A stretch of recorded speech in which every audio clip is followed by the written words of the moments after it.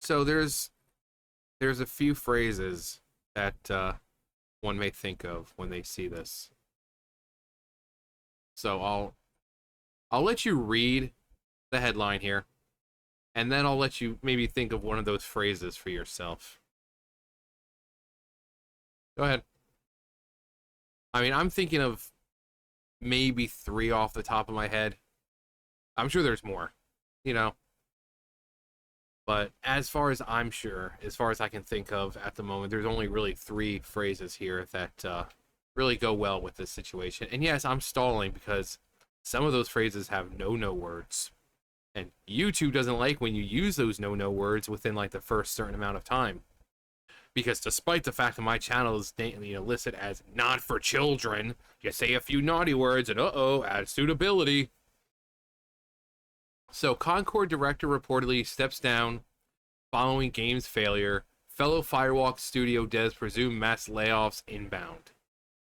Okay, so those phrases.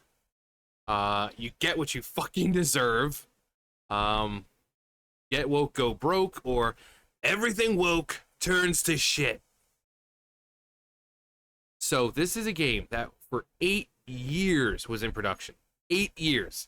8 years and however $100 million, because it was hundreds of millions of dollars, like $200 million, $300 million to make. And the game lasted about a week or so, and it was so bad that they pulled the game. You can't even buy it anymore.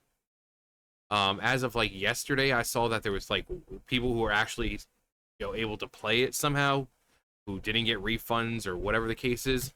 There was only like one person playing. And I saw a comment. It's like it's probably the Norwegian government. So it's someone in the Norwegian government. But this is what happens when you force identity politics, and the fact that they made it $30 rather than free to play, like Overwatch, Team Fortress. The fact that you had to pay $30 for this pile of crap when there's much better shooters out there. Again, Overwatch is free. Overwatch is free, and it's far better. I don't even play Overwatch, and I know it's better. But then people are like, oh, well, Overwatch sucks. That's why I still play Team Fortress 2. Yes, there are still people who play Team Fortress 2. Just as quickly as the game died, it seems that the Concord-related fallout has already begun for Firewalk Studios. It's sad to see. It's very sad to see. So many good people down at Firewalk Studios.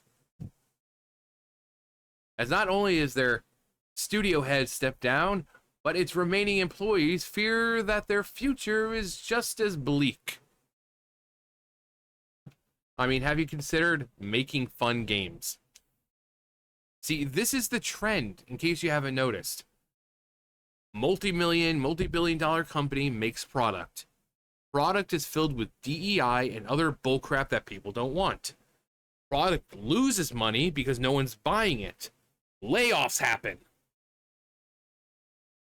And in this case, lather, rinse, repeat, because it is a cycle we see over and over and over and over and over and over and over again.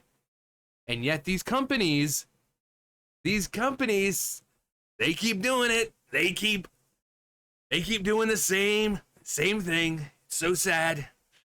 People in Norway thought they were smart. I thought they were smart. But this is what happens. This is what happens. It's a cycle, and yet these people have not seen the cycle.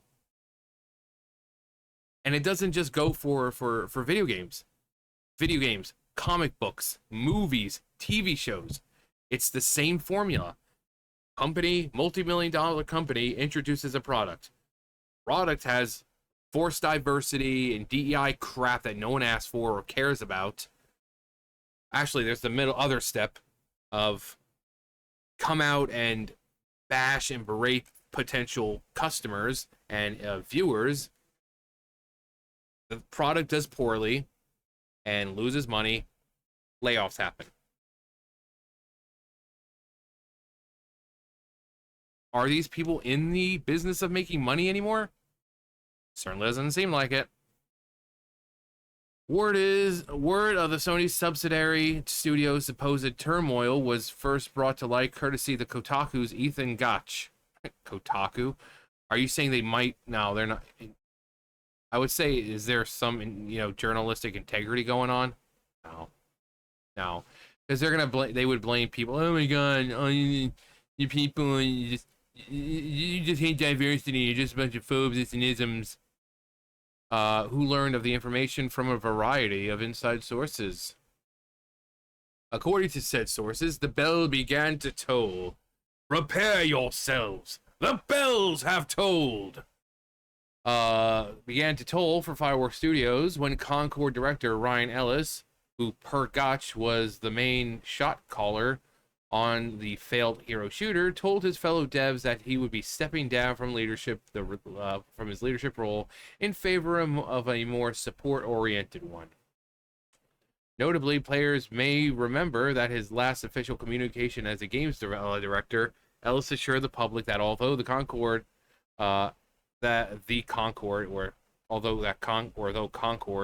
has been essentially scrapped in its current state, he and his team at Firewalk Studios were still working to both explore options for the game, including those that will better reach our players, and determine the best path ahead. Yeah, we went over that. However, despite his wording's suggestion that Concord may come back in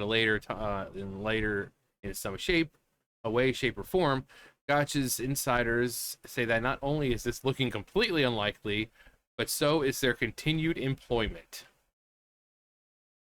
Because who wouldn't want to play as diversity hire Robotnik? Like, this is Dr. Eggman right here. It's just a black woman.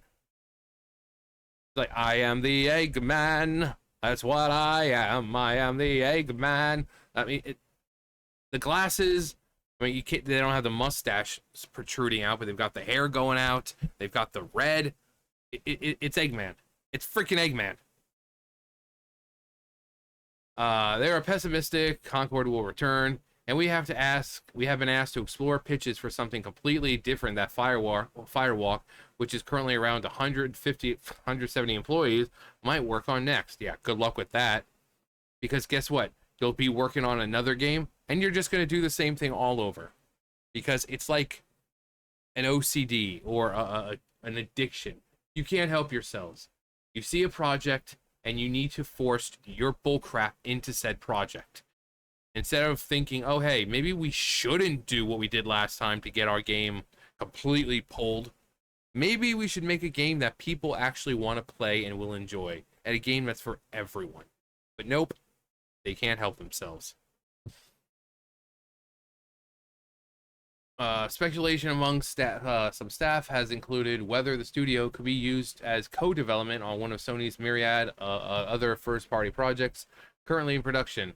Others, however, feel like mass layoffs will be most likely the result of Concord's failure, including possible shutdown of the entire studio. Again, go back to one of those three phrases.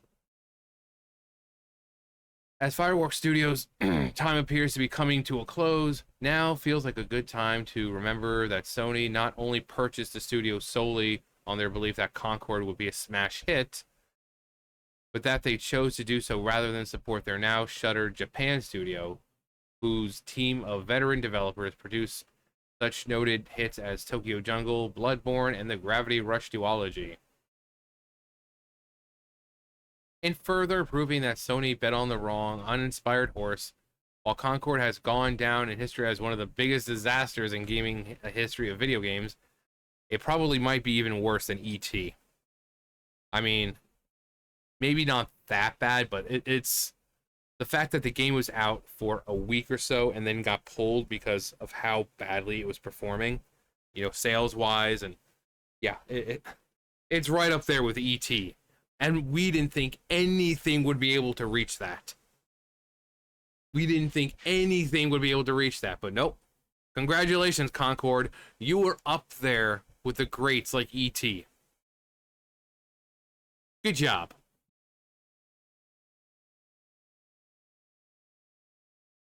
The last remains of Japan studio as current organized under the banner of Team Asobi, recently released Astrobot to near universal applause.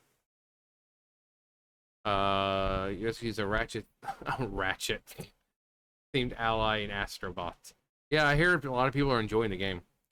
At current, Sony has not responded to Gotcha's request for comments. Of course not.